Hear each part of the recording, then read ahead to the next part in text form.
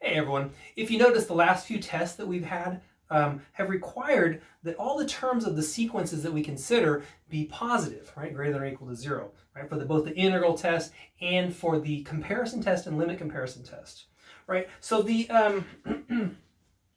the sequences or the corresponding series that we're going to look at today are not going to have that same property right here. And so this requires a definition.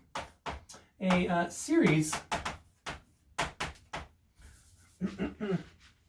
say sum n equals k to infinity of a sub n, is alternating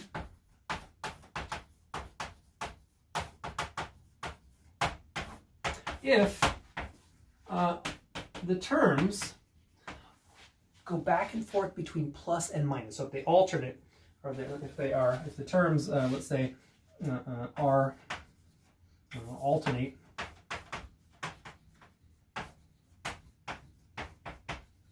between positive and negative. Right? So the terms really have to go plus, minus, plus, minus, plus, minus. So for example, right, here's an example of an alternating series. 1 minus 1/2 plus 1/3 minus 1/4 plus 1/5 minus 1/6, and so on, right? So notice positive, negative, positive, negative, positive, negative, positive, negative, and so on.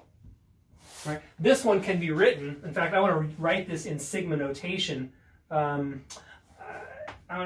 It's like this. So in sigma notation, this would be sum n equals 1 to infinity minus 1 to the n plus 1 times 1 over n. This series actually has a name. It should remind you the harmonic series, right? The harmonic series is the p series where p equals 1. This is not a p series, right? Because it's got this alternating portion right here. It's sometimes positive, sometimes negative. But this one is called the alternating harmonic series.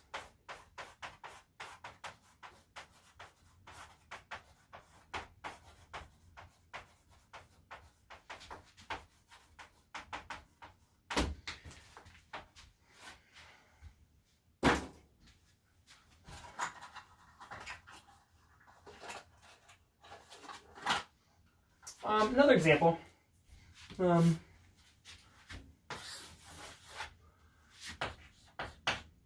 Sum n equals 0 to infinity minus 2/3 to the n. Notice this one's a geometric series, right? And it looks like this: 1 minus 2/3 plus 4/9 minus 8 over 27 plus ... So once again, alternating between positive and negative. Now, one thing to observe, so let's say note,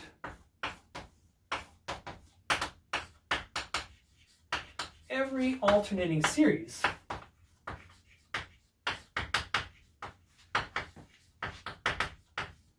can be expressed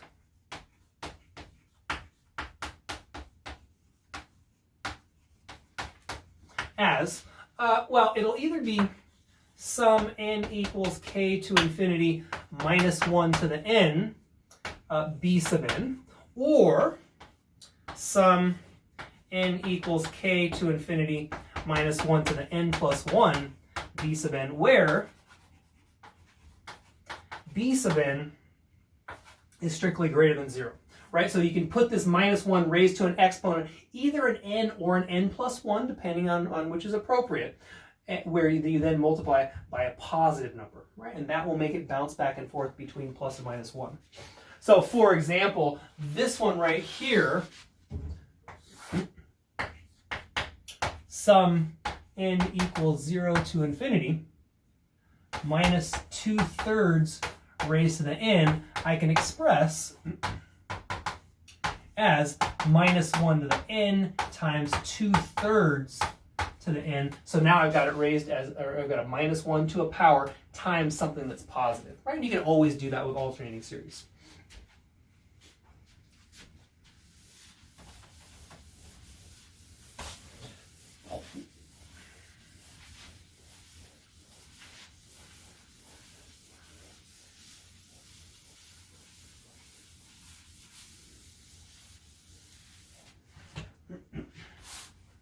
Okay, so now we get a new test. And this one's called the alternating series test.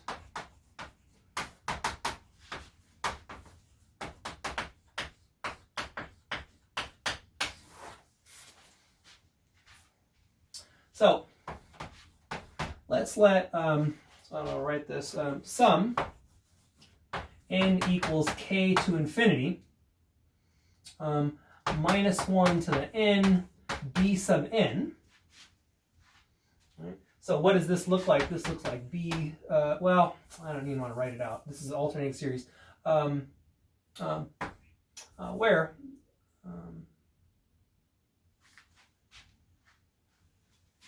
Where b sub n, all the b sub n's are positive, be an alternating series.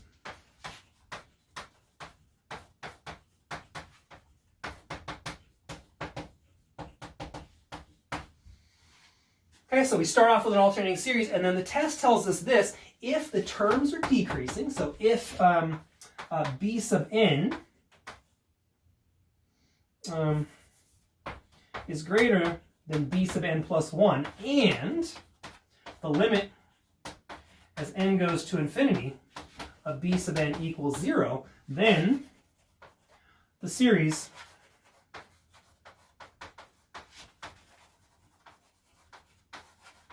converges.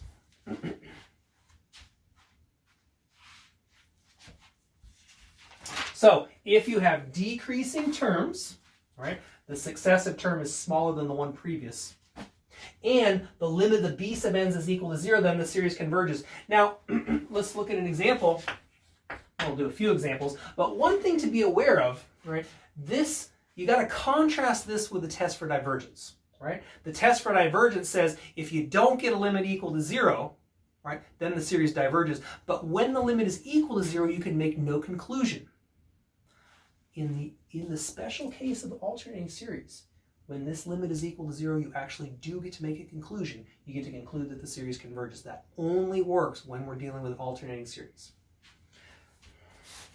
So as an example, so let's look at the sum n equals 1 to infinity minus 1 to the n plus 1 times 1 over n. This is that one that we called the alternating harmonic series. Now, since 1 over n plus 1 is definitely less than 1 over n, that means that the terms are decreasing. And the limit as n goes to infinity of 1 over n is equal to 0. The series, let me write it again here, series sum n equals 1 to infinity minus 1 to the n plus 1 times 1 over n converges by the alternating series test. Okay, so the alternating series test is nice, right? Make sure that the terms are decreasing, compute the limit and get a 0, right? You're guaranteed that the series converges. Now, in practice, all of the ones that I'll ever give to you and the ones that you see in the book are going to satisfy this property right here. So I don't expect you to check this property of decreasing. All I want you to do is compute the limit, right? If the limit is equal to 0 and you're looking at alternating series test, right, then it converges. Now, one thing to notice, right? So here we did the alternating harmonic series. It converges. Compare that, right? So let's just say compare with the harmonic series, sum n equals 1 to infinity 1 over n. We know that that one's a divergent p series, right? So the fact that it alternates actually forces it to converge.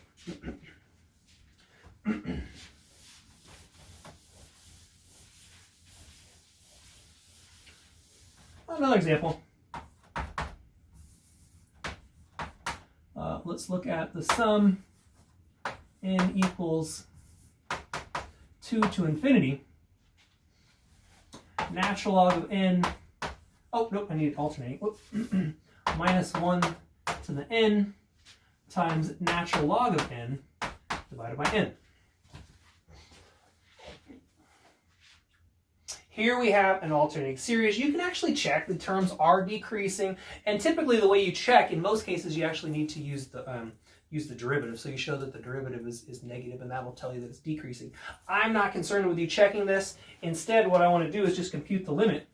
So since the limit as n goes to infinity of natural log of n over n, oh, this is an indeterminate form, infinity over infinity. So I can apply L'Hopital's rule. That's the limit as n goes to infinity of 1 over n over 1. That limit is equal to 0. We can say the series converges by the alternating series test.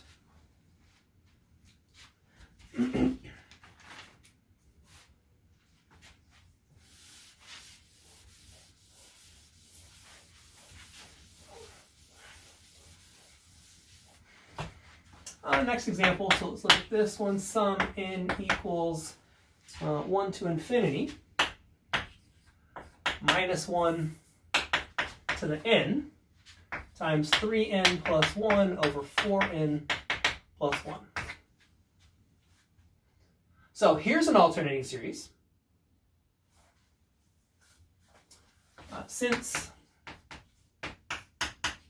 limit as n goes to infinity, 3n plus 1 over 4n plus 1. Now what's this limit? This limit's equal to 3/4. That's not equal to 0. We see that the original series, or the original sequence, limit as n goes to infinity, minus 1 to the n, 3n plus 1 over 4n plus 1. So if without the alternator we get 3/4, that means that this limit is actually bouncing back and forth between plus and minus 3/4, which means that this limit does not exist. If the limit does not exist, right, that means in particular it's not equal to 0. So, by the test for divergence, sum n equal 1 to infinity minus 1 to the n, 3n plus 1 over 4n plus 1 diverges. Okay, so here's a thing to be aware of. The alternating series test only allows us to conclude that a series converges. It does not allow us to conclude that it diverges, because we already have a test that tells us about divergence, right? If the limit is not equal to 0, in particular if it does not exist, then it doesn't diverge by the alternating series test, it diverges by test for divergence, right? So just remember, the test, or the alternating series test, does not allow you to conclude divergence. It only allows you to conclude convergence, right? If you get a limit that's not equal to 0, when you think you're applying the alternating series test, then actually you're applying the test for divergence. Now remember, when we were studying the integral test, there was a way to estimate the sum of an infinite series, right? When the integral test applied, it gave us a way to estimate the size of the remainder, and that allowed us to then approximate a series to any degree of accuracy that we like. There is a similar thing for the alternating series test.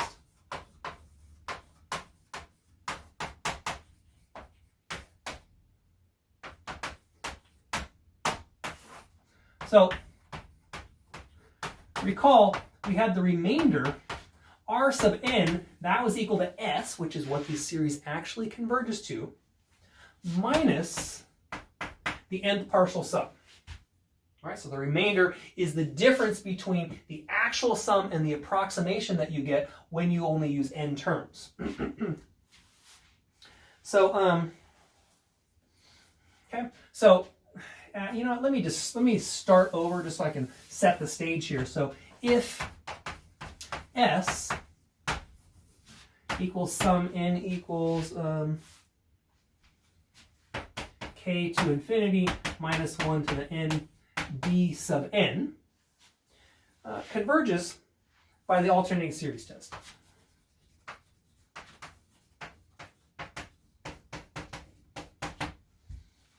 Okay, so we've got an alternating series. We know that these b sub n's are positive. And now let me just remind you, so recall, the nth remainder is the actual sum minus the nth partial sum. All right, so this is the nth remainder. And so when we're dealing with an alternating series, here's a sort of amazing fact. The absolute value of the nth remainder is less than the n plus 1th term.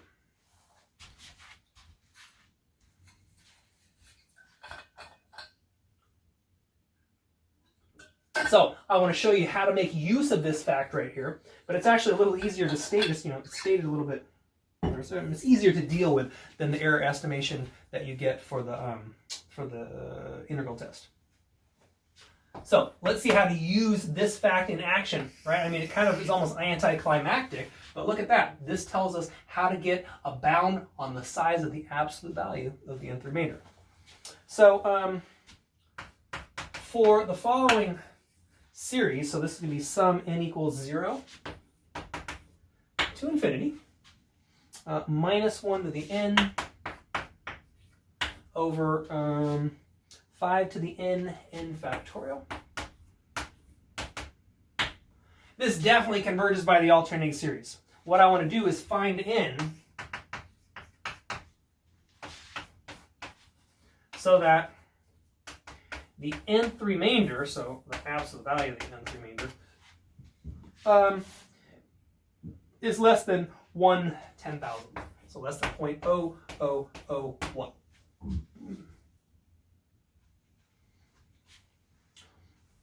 And then I want to use this to actually estimate the sum of the series. So use this n to estimate the sum.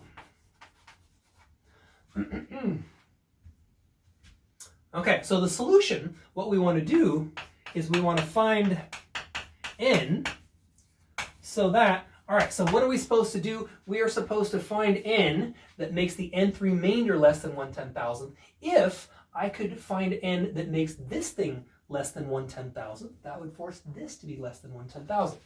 So I want to find n so that 1 over 5 to the n plus 1 times n plus 1 factorial is less than 0.0001. Right? This is the n plus 1th term right there. And there's no nice, when you deal with factorials, it's really, there's no nice way to do it. You just kind of guess and check. So let me just see what I need though. So this is, remember, this is 1 over 10,000. So we need 5 to the n plus 1 times n plus 1 factorial to be greater than 10,000. So now what you want to do is just take various values of n, plug it in there until you get what you want. If n equals 2, let's see what happens. So if I plug in n equals 2 here, we would get 5 cubed times 3 factorial. That turns out to be 750, so not quite big enough. If n equals 3, then we get 15,000, right? So that is big enough, right? That would be, when n equals 3, we'd have 5 to the 4th times 4 factorial. That gives us 15,000, and so n equals 3 works. And now, so now, how do we interpret that? So, the sum n equals 1 to infinity minus 1 to the n over 5 to the n factorial is approximately equal to the third partial sum, right? That's s sub 3, and so that would be sum n equals 1 to 3 minus 1 to the n over 5 to the n factorial. And what does that mean? Well, when n equals 1, we get n equals 1. Put n equals 1 there. Oh, I'm sorry. It's n equals 0, isn't it? Sorry. Sorry about that. 0 and 0. Okay. So that's equal to, let's see, when n equals 0, we get 1. When n equals 1, we get 1 minus 1/5. When n equals 2, that's going to be plus 1 over 25 times 2, so 1/50th. And then when n equals 3, right, that's going to be minus 1 over 750. And I plug this in the calculator, and it comes out to be 0.81733. 3 is going on forever. So this infinite series, if you add up forever, if you had an infinite amount of time and you added all this together, you would get some number, and that number would be within 1/10,000th of that approximation right there. Right? So that's pretty amazing. It only takes 4 numbers, right? These 4 fractions, add them together, and that, right, when n equals 3, the third partial sum is within 1/10,000th of that value right there.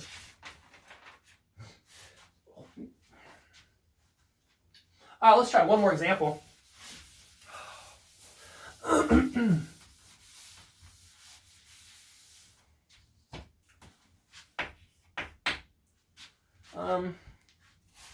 So for s equal to sum, n equals 1 to infinity minus 1 to the n, 1 over n, so that's the alternating harmonic series. Find n.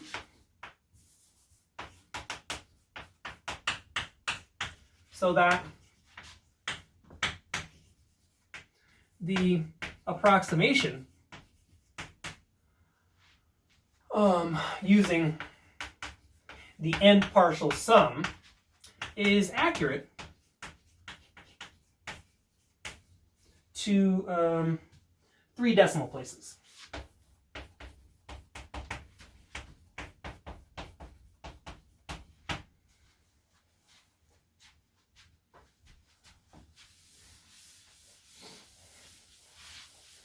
Okay, so for our solution then, what we need n, so that our nth remainder absolute value is strictly less than, so if I want a 3 decimal place match, then I need the nth remainder to be strictly less than 0.001, right? 2 zeros, if it's strictly less than that, then it's got to be 0.0009 or something like that. Okay, so with that, so that means that we need 1 over n plus 1 to be less than 0.001, which is 1/1000th. So that means that I need n plus 1 to be greater than 1,000, which means that I need n to be equal to 1,000. So n equals 1,000 works. So if you want to get an approximation of the sum of the alternating series, or the alternating harmonic series, right, it will take 1,000 terms to get there. So what does that mean then? So let's sort of write this down. Now we know n equals 1,000. So sum n equals 1 to infinity, the actual infinite sum, is approximately equal to sum n equals 1 to 1,000 minus 1 to the n times 1 over n. But this is now correct. Oh, you know what? Did I do a minus? This should, sorry. The one thing I should have an n plus 1. All the arithmetic I did was correct, but the alternating series or the alternating harmonic series actually starts with a positive 1, so I need that exponent to be an n plus 1. Anyways, so this approximation, here's an approximation, and this is accurate to 3 decimal places. Okay, so that's a good place to stop. We will see you next time.